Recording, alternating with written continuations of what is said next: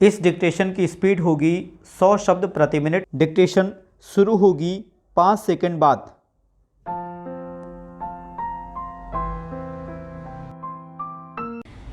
Start. सभापति महोदय, मैं वित्त विधेयक का समर्थन करने के लिए खड़ा हुआ हूँ।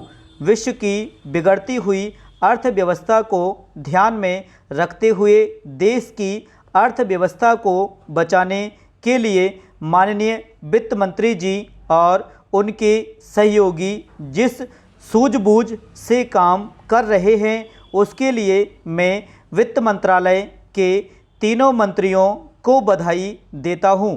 यह बजट बड़ी समझदारी से तैयार किया गया है। बजट में 20 सूत्री कार्यक्रम का जिसका हर वर्ग और हर राजनीतिक पार्टी में स्वागत किया है समावेश किया गया है।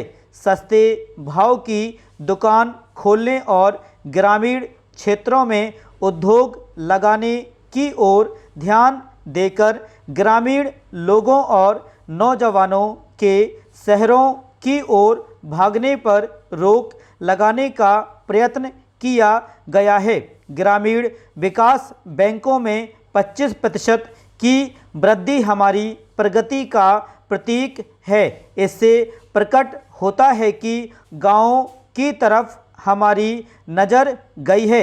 जब तक हमारे गाँव का विकास नहीं होगा तब तक इस देश का विकास नहीं हो सकता।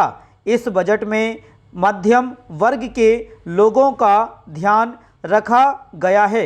महिलाओं की दिक्कतों को सामने रखा गया है और सरकारी कर्मचारियों के लिए वेतन आयोग बनाया गया है। ये सब स्वागत योग्य कदम हैं। पैरा। विरोधी पार्टियों के सदस्यों ने इस बजट के बारे में जो आपत्तियां उठाई थीं उनको ध्यान में रखकर वित्त मंत्री ने करों में राहत देने के बारे में कल जो घोषणा की है मैं उसका भी स्वागत करता हूं और उसके लिए उनकी प्रशंसा करता हूं। कुछ परिस्थितियां अभी अभी पैदा हुई हैं, जैसे उत्तर प्रदेश में गन्ने के संबंध में कठिन स्थिति बनी। स्वयं प्रधानमंत्री जी ने उसमें रुचि ली और भारत सरकार की ओर से राहत देने की घोषणा की गई और उसको तुरंत लागू भी किया गया।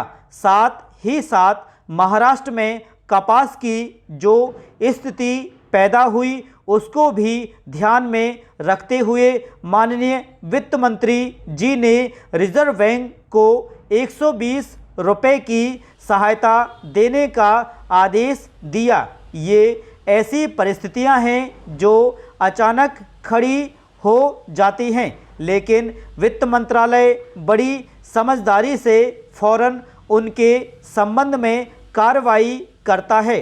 पैरा। इसी प्रकार जो बेमौसम बरसात हुई उसका गेहूं की फसल पर असर पड़ा, उस पर भी भारत सरकार ने ध्यान दिया। ये ऐसी बातें हैं जिन पर टीका करना बड़ा सरल है। हर व्यक्ति अपने क्षेत्र में विकास चाहता है, लेकिन दूसरी ओर करों की आलोचना भी की जाती है। इससे अच्छा निकाल तो राष्ट्र का उद्धार नहीं कर सकता है। देश में जो उत्पादन होगा और जो कर वसूल होगा उसी के द्वारा देश के हर क्षेत्र का विकास हो सकता है।